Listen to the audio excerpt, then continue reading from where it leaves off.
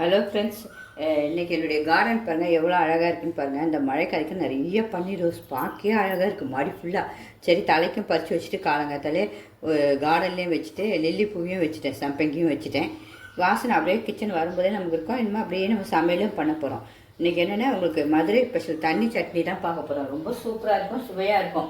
தேங்காவே கிடையாது ஃபஸ்ட் இந்த சட்னி, அதுதான் மெயின். அதுக்கு என்னென்ன தேவைன்னு பாருங்கள். உங்களுக்கு எவ்வளோ தேவையோ அவ்வளோ போடுங்க. எனக்கு நான் ஒரு 3 பேர் தக்க இது வரும் இந்த சட்னி. அதுக்காக தான் நான் இதை காட்டுறேன். ஒரு பெரிய வெங்காயம் 1, கருவேப்பிலை சிறிதளவு, பச்சை மிளகா, காரத்து தக்காளி. எனக்கு ஒரு பச்சை மிளகா தான் எவ்வளோ பெருசாக இருப்பாருங்க, அதனால் 1 போதும். பூண்டு பல்லும் ஒரு 3 எடுத்து வச்சுருக்கேன். உரிச்சி நல்லா கட் பண்ணி வச்சுருக்கேன். இதுக்கு மெயின் தேவை ஒரு உடச்சக்கல்ல 1 கப்பு. இது அவ்வளோ எடுத்து வச்சுருக்கேன். அப்புறம் இது தாளிப்புக்கும் பார்த்துருவோம். தாளிப்புக்கு சின்ன வெங்காயம் நல்லா இந்த பொடிசாக நீல வாக்கில் அரைஞ்சி வச்சுருக்கேன். சின்ன வெங்காயம், 2 வரமிளகா, காஞ்ச மிளகா, கடுகு, சீரகம் கொஞ்சம், கொத்தமல்லி உங்களுக்கு வேணும்னா போட்டுக்கலாம், வேண்டாம்னா ஓகே. இது அவ்வளோதான் நமக்கு இந்த அரைக்கிறதுக்கும் தாளிப்புக்கும். இனிமேல் இதை வந்து நம்ம வதக்க போகிறோம். இந்த வெங்காயத்தை, பூண்டு, பச்சை மிளகாவை வதக்க போகிறோம். அதை மட்டும் ஃபஸ்ட்டு பார்த்துருவோம். ரொம்ப சுவையாக இருக்கும். இதை வந்து யார் இந்தமாரி சட்னிலாம் செஞ்சுருக்கீங்கன்னு சொல்லுங்கள். வீட்டில் கமெண்ட்டில் எழுதுங்க. உங்களுக்கு இந்த சட்னி செஞ்சு பழக்கமான எழுதுங்க. என்னென்ன சட்னி செய்வீங்கன்னு சொல்லுங்கள். ஓகே ஃப்ரெண்ட்ஸ், சினிமா பார்ப்போமா?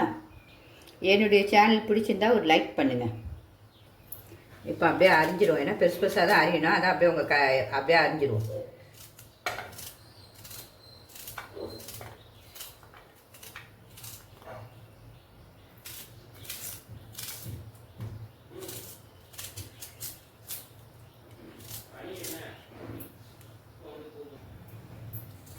அவ்வளோதான், அரிஞ்சாச்சு.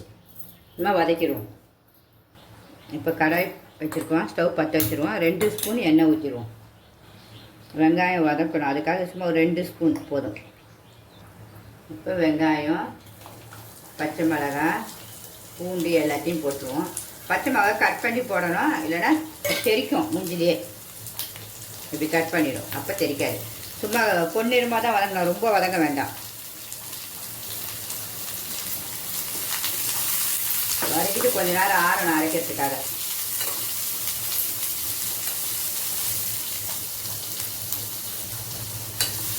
கொஞ்சம் மூடி போட்டு மூடி வச்சுருவோம். கொஞ்ச நேரம் அப்படியே வதங்கட்டும். இப்போ பார்க்கலாம், இந்த கலர் கண்ணாடி பதம் வந்துடுச்சு. இதை உங்களுக்கே தெரியும்னு நினைக்கிறேன். இந்த என்னமோ ஆஃப் பண்ணிடுவோம் ஸ்டவ். அது பாட்டுக்கு ஆகட்டும். கொஞ்சம் வெங்காயம் இவ்வளோ வதங்கினா போதும். நல்லா ஆறிச்சு. கையில் தான் இருப்பாங்க, அப்படியே தான் பிடிச்சிருக்கேன், துணி வைக்கல. அந்த அளவு ஆறணும் உங்களுக்கு. வெங்காயம்லாம் ஆறணுன்னா ஒரு மிக்ஸி ஜாரில் போட்டுக்கோங்க.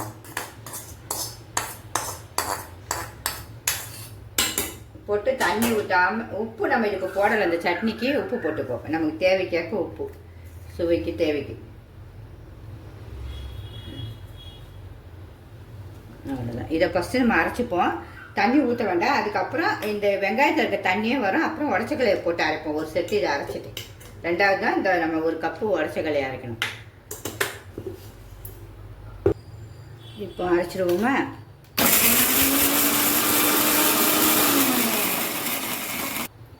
இந்த அளவு அரைச்சிருக்கேன். இப்போ உடச்சக்கலை போட்டுப்போம். வேணும்னா நம்ம தண்ணி ஊற்றிக்கலாம். தண்ணி ஊற்றணும். தண்ணி சட்னி தானே, அப்புறம் தான் ஊற்றணும் அது. இப்போ இதையும் அரைச்சிடுவோம்.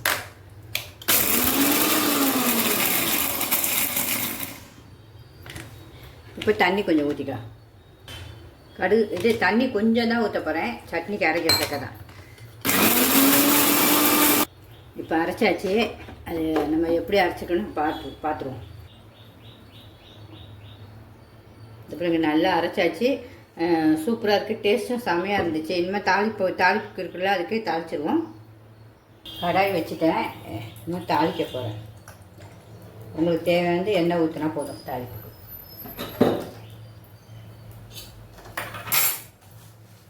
கடுகும் சீரகத்தையும் போட்டுருவோம்.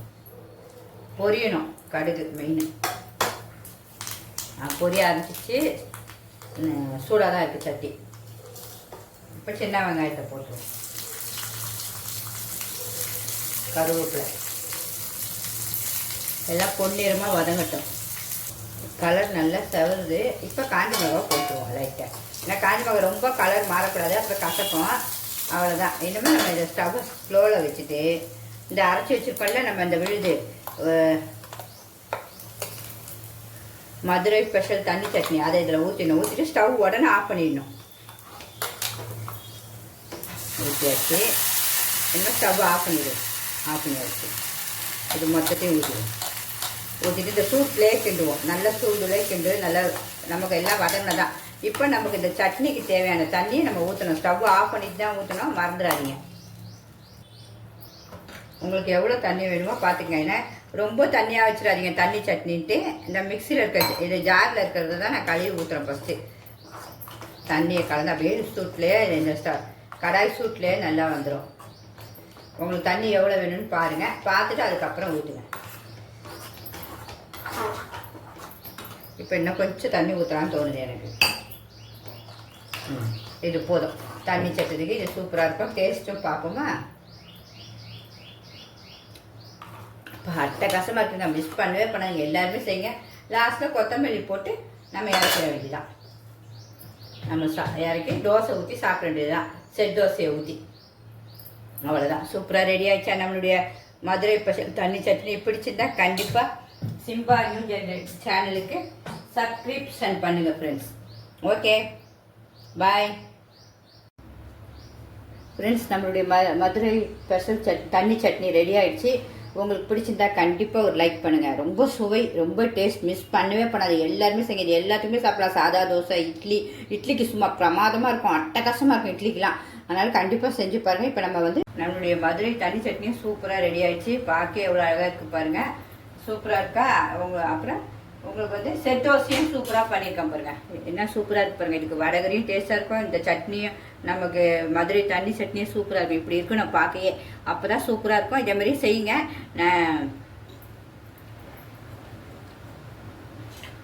இப்போ நம்ம இதை டேஸ்ட்டும் பார்ப்போம். வடகரியும் இதோடைய செய்முறையும் நான் வச்சுருக்கேன். லிங்க்கில் உங்களுக்கு கொடுக்குறேன், பாருங்கள்.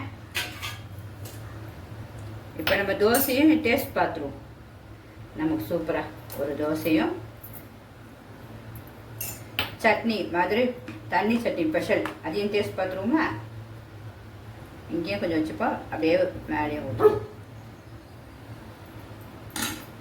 சுவை பார்க்கணுமில்ல? கண்டிப்பாக நம்ம எவ்வளோ சாஃப்டாக இருக்குது பாருங்கள். பிக்கும் போதே அவ்வளோ சாஃப்ட்டு. ஃபுல்லாக நல்லா எடுத்து அப்படியே சாப்பிட போகிறோம்.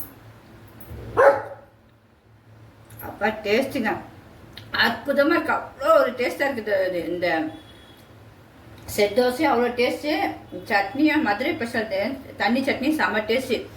இது அவளுடைய டேஸ்ட்லாம் அப்படியே அழகாக தெரியுது. உங்களுக்கு பிடிச்சிருந்தா கண்டிப்பாக லைக் பண்ணுங்கள். நீங்களும் இதேமாரி செஞ்சு பாருங்கள். ஓகே ஃப்ரெண்ட்ஸ், பாய்.